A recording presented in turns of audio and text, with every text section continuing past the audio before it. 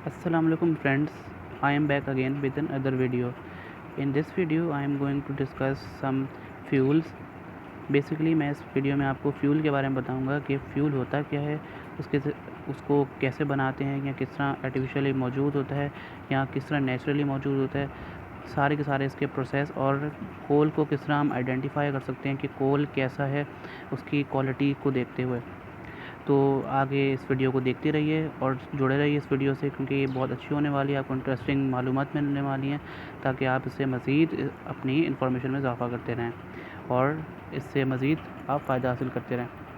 तो अपनी स्टार्ट करते हैं वीडियो करने से पहले मैं ये कहना चाहूँगा कि आप इस वीडियो को लाइक कर दें, सब्सक्राइब कर दें, ताकि आपको मज़ीद इसकी अपडेट मिलती रहें। तो अब स्टार्ट करते हैं हम इस फ्यूल्स को। अब फ्यूल्स यहाँ पर क्या होता है? फ्यूल सबसे पहले वो सब्सटेंस होता है जो कि क्या होता है कि अगर हम इसको जलाएं या बर्न करें तो हम नेसेसरी अमाउंट ऑफ हीट दे सके, हमें नेसेसरी अमाउंट ऑफ प्रोडक्ट में हमें हीट दे सके, तो कहलाते हैं फ्यूल। जिस तरह यहाँ पर लिखा हुआ है, the fuel is a substance which is fissionable material, chemical और reactant which produce energy in the form that can be use for producing energy. अब होता है यहाँ पर, ये जब फ्यूल का हम ऑक्सीजन रिडक्शन कराते हैं तो प्रोडक्ट में ये फ्यूल ज़्यादा हाई एनर्जी कंटेंट होता है। फ्यूल, आप कोई सा भी फ्यूल ले लें, जैसे आप केरोसिन ले लें, कोई सा भी ले लें, जब वो जलेगा तो ज़ाहिर है वो काला हो जाएगा, तो वो तब भी फ्यूल ही रहेगा, लेकिन वो सारी प्रॉपर्टीज़ लूज़ कर चुका होगा और थोड़ी बहुत प्रॉपर्टी रह चुकी होंगी उसके अंदर, तो वो प्रोडक्ट लो एनर्जी कंटेंट का प्रोडक्ट बन जाएगा। इसके अलावा वो अपने साथ जो है नेसेसरी अमाउंट की जितनी इसके अंदर सकत हो सकेगी फ्यूल में, वो अपनी एनर्जी या हीट की शक्ल में वो रिलीज़ करता रहेगा, या लाइट की शक्ल में। तो क्लासिफिकेशन ऑफ फ्यूल देख लेते हैं। यहाँ पर ये सारे फ्यूल्स की डेफिनेशन थी कि एनी नेचुरली अकरिंग और manufactured substance which act as a source of energy is known as fuels.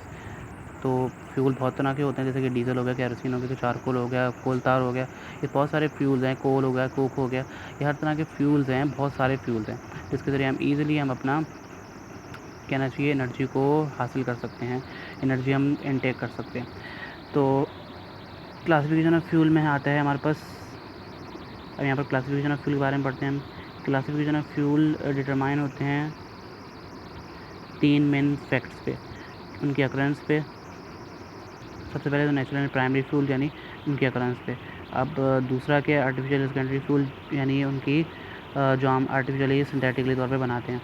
यहाँ पर on the basis of physical state of aggregation it can be classified into, यानी अगर हम इसके अंदर इसके एटम्स के अरेंजमेंट्स थोड़ी चेंज हो जाएँ, यानी कार्बन के एटम्स के अरेंजमेंट चेंज हो जाएँ, ऑक्सीजन के एटम के अरेंजमेंट चेंज हो जाएँ, कार्बन और हाइड्रोजन के एटम की अरेंजमेंट चेंज हो जाए ना, तो वो सॉलिड फ्यूल, लिक्विड फ्यूल और गैशियस फ्यूल में तब्दील हो जाते हैं। यानी अगर उनके फिजिकल स्टेट में थोड़ी तब्दीली आ जाए तो उसके बिना पर भी उसको जज किया जाता है। तो जो प्राइमरी फ्यूल होते हैं, नेचुरल फ्यूल, जैसे कि वुड हो गया, कोल हो गया, पीट हो गया, पेट्रोलियम हो गया, नेचुरल गैस, सारे हमारे पास नेचुरल फ्यूल्स में आते हैं। जबकि सेकेंडरी फ्यूल जो कि और जो नेचुरल फ्यूल्स हैं, हम ईज़िली हम कहना चाहिए ड्रिलिंग के ज़रिए, माइनिंग के ज़रिए, और कहना चाहिए हमें ईज़िली हम अपने अंडरग्राउंड अर्थ से निकाल सकते हैं।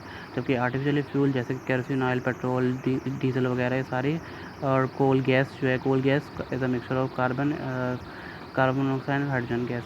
तो कोल गैस वो है, सॉरी वाटर गैस है वो, carbon monoxide and hydrogen gas का मिक्सचर ऑफ वाटर गैस। क्योंकि कोल गैस जो है ये भी मिक्सचर है कार्बन मोनोऑक्साइड और एक और मीथेन गैस की।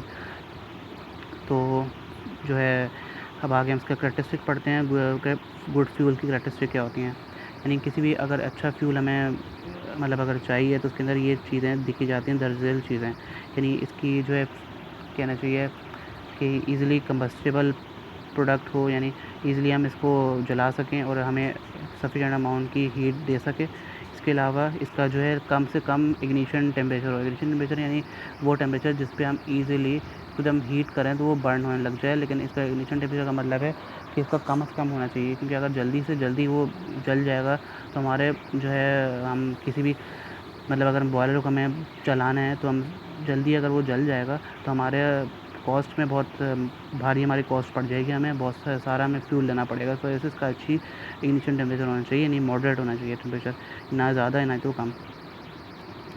और कैलोरीफिक वैल्यू भी हाई होती है, हाई होनी चाहिए। कैलोरीफिक वैल्यू हम डिस्कस कर लेंगे, कैलोरीफिक वैल्यू क्या होती है तो वो भी डिस्कस कर लेंगे आगे, और आगे चलते हैं मज़ीद।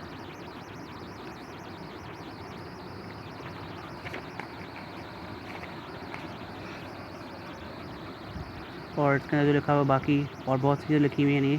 तो फ्यूल, एक अच्छे फ्यूल की जो क्वालिटी होती है वो ये होती है कि वो इजीली ट्रांसपोर्ट किए जा सके एक प्लेस से दूसरी प्लेस तक। यानी अगर वो गैस फ्यूल है तो वो इजीली ट्रांसपोर्ट किया जा सके। उसकी अच्छी फ्यूल की क्वालिटी ये होती है, किसी किस्म का वो ऐश कंटेंट क्रिएट ना करे, किसी किस्म की पॉल्यूशन क्रिएट ना करे एनवायरनमेंट में। यानी इसके अंदर किसी किस्म की कोई गैसेस मौजूद नहीं होनी चाहिए, यानी किसी किस्म के एलिमेंट्स कंपाउंड मौजूद नहीं होने चाहिए, जैसे कि स्टेनस के हो गए या आर्सेनिक के हो गए, या बहुत सारे अलग कंपाउंड्स मौजूद नहीं होने चाहिए जिससे वो मतलब ऑक्सीजन के साथ ऑक्सीजन करके यानी कंबस्ट होके तो वो आपके बहुत सारी गैसेस क्रिएट कर सके एनवायरनमेंट में जो कि हार्मफुल होती है। इसके अलावा इसकी लो कॉस्ट होनी चाहिए। लो कॉस्ट होगी तो हम इजीली इसको खरीद सकते हैं और हम यूज़ कर सकते हैं बहुत सारी चीज़ों में। ओके, फायर हैज़र्ड्स कॉज ना करे, तो ये सारी चीज़ें ये हो गई। अब सॉलिड फ्यूल्स थोड़ा डिटेल प्रोसेस है, इस वजह से मैं थोड़ा बहुत इसको आपको बता देता हूँ, बाकी इन्फॉर्मेशन आपको दे दी हुई है इसके अंदर। कंफ्यूजन हाई दी हुई है इसके अंदर कि ये ज़्यादातर सॉलिड फ्यूल हमें वुड से मिलता है, वुड से, कोल से, पीट से, और बिटुमिनस कोल यहाँ पर जो लिखा हुआ है कि वुड से पीट हमारे पास होता है, और पीट से जो हमारे पास और इसको क्लासीफाई किया जाए तो लिग्नाइट बनता है, लिग्नाइट को और क्लासीफाई किया जाए तो बिटुमिनस कोल बनता है, एंथ्रासाइट कोल बनता है। इस तरह इंक्रीज़ होता चला जाता है, यानी ये आगे बढ़ता चला जाता है। अब इसकी जो वेरियस कॉम्पोजिशन यहाँ पर दी हुई है, इसके अंदर कुछ ऐसा डिस्कस करने वाला नहीं है, सिर्फ याद करने वाली चीज़ें हैं। तो यहाँ पर कॉम्पोजिशन दी हुई है, ब्राउन कोल, बिटुमिनस कोल, सब बिटुमिनस कोल, और बहुत सारे अलग तरह के कोल यहाँ पर बताए हैं उन्होंने, और उनकी इग्निशन टेम्परेचर और उनका जो कॉम्पोजिशन है, कार्बन, हाइड्रोजन और ऑक्सीजन की कितना क्वांटिटी में मौजूद है, ये सब इन्होंने यहाँ पर डिस्कस किया। और कैलोरीफिक वैल्यू यहाँ पर सबकी डिस्कस की हुई है। तो आगे इसकी मज़ीद देख लेते हैं। ये आगे भी दिया है उन्होंने थोड़ा, बिटुमिनस कोल और सेमी बिटुमिनस कोल। अब क्या है, एनालिसिस ऑफ कोल। सबसे इंपॉर्टेंट टॉपिक जो है कोल का एनालिसिस ऑफ कोल है। इसमें प्रॉक्सिमेट एनालिसिस भी है और अल्टीमेट एनालिसिस भी है। तो प्रॉक्सिमेट एनालिसिस जो है, यहाँ पर दो तरह के एनालिसिस होते हैं, प्रॉक्सिमेट और अल्टीमेट। अब क्या होता है, इसके ज़रिए हम क्या करते हैं, हम कार्बन, किसी भी कार्बन को हम टेस्ट करते हैं कि कार्बन आए, कि कार्बन हम मतलब हम इसको इजीली यूज़ कर सकते हैं, या इसके अंदर कोई ऐसी कंटेंट तो नहीं मौजूद है, किसी किस्म का ऐसा इम्प्योरिटी नहीं मौजूद है कि ये हमारे जो डिज़ायर्ड चीज़ हम जो बनाना चाह रहे हैं, हम जो कोई डिज़ायर्ड चीज़ रखी हुई है हमने, वो उसको हम इजीली चला सकें, यानी किसी किस्म के बॉयलर को चला सकें, उसको ज़्यादा हमें क्वांटिटी ना मिले, मतलब ना यूज़ होनी पड़े। तो मॉइस्चर, सबसे पहले इसके अंदर बहुत सारी चीज़ें होती है प्रॉक्सिमेट एनालिसिस में। मॉइस्चर है, वॉलेटाइल मैटर है, इसके अलावा हमारे पास एच कंटेंट है, फिक्स कार्बन है, और इस तरह की सारी चीज़ें। सबसे पहले तो हम इसके अंदर प्रॉक्सिमेट एनालिसिस के अंदर हम मॉइस्चर के बारे में डिस्कस कर लेते हैं। अब ये प्रोसेस हैं बहुत सारे, जिसके अंदर क्या करते हैं हम लोग, about 1 gram of finely powdered air dried coal sample is weighed in the crucible. The crucible is placed inside electric oven maintained at 300 degrees centigrade for 1 hour. The crucible is then taken out, cooled in the desiccator and weighed. The loss in the weight is reported as the moisture as the percentage basis. अब क्या करते हैं, हम एक ग्राम का कम से कम कोल लेते हैं हम लोग, जो बिल्कुल पाउडर किया होता है, हमने क्रश करके बिल्कुल पाउडर करके हम इसको एयर ड्राइड, यानी बिल्कुल किसी किस्म की मॉइस्चर नहीं होना चाहिए, मतलब उसके अंदर एयर ड्राइड कोल, हम बिल्कुल ड्राई कोल हम रख देते हैं इसके अंदर, लेकिन फिर भी इसके अंदर मॉइस्चर मौजूद होता है। तो हम इसको वे करते हैं, यानी वेट करते हैं पहले क्रूशिबल में। अब क्रूशिबल एक किस्म का, एक कहना चाहिए, एक कंटेनर होता है जिसका जो कि हीट रेजिस्टेंट होता है, इसकी पिघल नहीं सकता अगर हम इसको हाई मतलब इसके अंदर रख दें, हाई टेम्परेचर में। अब क्रूशिबल को प्लेस किया जाता है एक इलेक्ट्रिक ओवन में, जिसका टेम्परेचर 105 से 110 डिग्री सेंटीग्रेड मेंटेन किया जाता है 1 घंटे के लिए। अब क्या करते हैं इसके अंदर कि जब घंटे के लिए हम लोग उसको रख देते हैं इसके अंदर, तो बाहर निकालते हैं 1 घंटे के बाद, और इसको हम रख देते हैं एक डेसिकेटर में, जिसके अंदर इसको ठंडा किया जाता है, उसको दोबारा वेट किया जाता है। तो जो वेट के अंदर जो लॉस आता है, यानी वेट के अंदर जो कमी आती है वो कहलाती है इसकी, उसको हम परसेंटेज बेसिस में कैलकुलेट कर लेते हैं हम, जो कि यहाँ पर फॉर्मूला दिया गया, loss and weight upon weight of the coal taken multiply by 100। तो ये हम weight of the coal taken, यानी जो हम कितना कोल हम ले रहे हैं, लॉस इन द वेट, यानी जो हमने इसको को अच्छे खासा हीट करने के बाद जो उसके अंदर लॉस, वेट के अंदर लॉस आया है, उसको मल्टीप्लाई कर देंगे 100 के साथ। अब वॉलेटाइल मैटर जो दूसरे किस्म की इम्प्योरिटीज़ हो सकती हैं, तो उसका भी इसको हम और मज़ीद, अब क्या करते हैं, इस ड्राइड सैंपल जो हमने इस क्रूशिबल में रखा था, हम इसको मज़ीद हीट करेंगे मफल फर्नेस में रखेंगे। एक किस्म का फर्नेस है, यानी भट्टी है किस्म की, जिसमें हम इसको रखेंगे दोबारा 950 डिग्री सेंटीग्रेड में 7 मिनट के लिए, और उसको कूल किया जाएगा दोबारा डेसीकेटर में और वेट किया जाएगा। The loss in the weight is reported as the percentage basis, तो रिपोर्ट किया जाएगा उसको परसेंटेज बेसिस की यहाँ पर। तो loss in weight due to the removal volatile matter. Volatile matter में बहुत सारे हो सकते हैं। वोलेटाइल मैटर से मुराद है यहाँ पर किस किस्म की इम्प्योरिटी हो सकती है, किस किस्म के वोलेटाइल सब्सटेंसेस यानी आर्सेनिक कंपाउंड हो सकता है, क्योंकि ज़ाहिर है जब हम माइन से निकालते हैं तो उसके अंदर एक चीज़ तो होती नहीं है, तो सिलिका भी हो सकता है उसमें, और सारी चीज़ें भी हो सकती हैं। तो हमें इसको रिमूव करना ज़रूरी है, वरना हमारी कोल की जो कंपोजिशन है ख़राब हो जाएगी और हमारे कोल की जो क्वालिटी है वो भी ख़राब हो सकती है। अब ऐश कंटेंट जो है, ये भी ऐश कंटेंट भी इसके इस क्रूशिबल को हम लोग रख देते हैं मफल फर्नेस में दोबारा। इसके इतने हीट करने के बाद अब क्या होता है, ये बिल्कुल हीट कहना ख़त्म हो गया रह जाता है।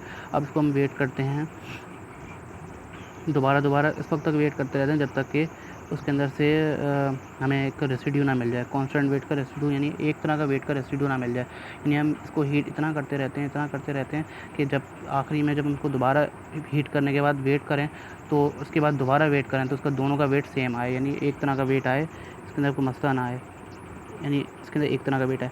अब इसको हम लोग रिपोर्ट करते हैं परसेंटेज बेसिस में ऐश को, और इस तरह हम निकाल लेते हैं इसका मज़ीद। अब फिक्स कार्बन में क्या होता है, this is determined by the following deduction, कि कार्बन फिक्स कार्बन को हम लोग ऑब्टेन करते हैं 100 में से माइनस करते हैं percentage of moisture volatile matter rash, यानी जो हमने परसेंटेज निकाली है ऊपर मॉइस्चर की मौजूदगी में, यानी मॉइस्चर हम रिमूव कर दे तो कितना हमारे पास परसेंटेज बचेगा, कार्बन का वोलेटाइल मैटर रिमूव कर दें तो कितना परसेंटेज बचेगा, और एच रिमूव कर दें तो कितना परसेंटेज बचेगा, तो उसको हम माइनस कर देंगे 100 में से, तो हमारे पास फिक्स कार्बन आ जाएगा। तो ये पूरा का पूरा था हमारे पास अप्रॉक्सीमेट एनालिसिस। अब अल्टीमेट एनालिसिस भी आगे डिस्कस कर लेंगे। अभी वीडियो थोड़ी लंबी हो रही है तो आगे हम डिस्कस करेंगे इंशाल्लाह। तो अगर आपको इस वीडियो में कोई बात अच्छी लगे तो लाइक कर देना, सब्सक्राइब कर देना और बेल आइकन पे क्लिक कर दो, ताकि आपको मज़ीद इसकी अपडेट मिलती रहे। और फिर वही कहूँगा कि आप stay safe, stay home, and bye bye, and wait for the next video as well. Allah हाफ़िज़।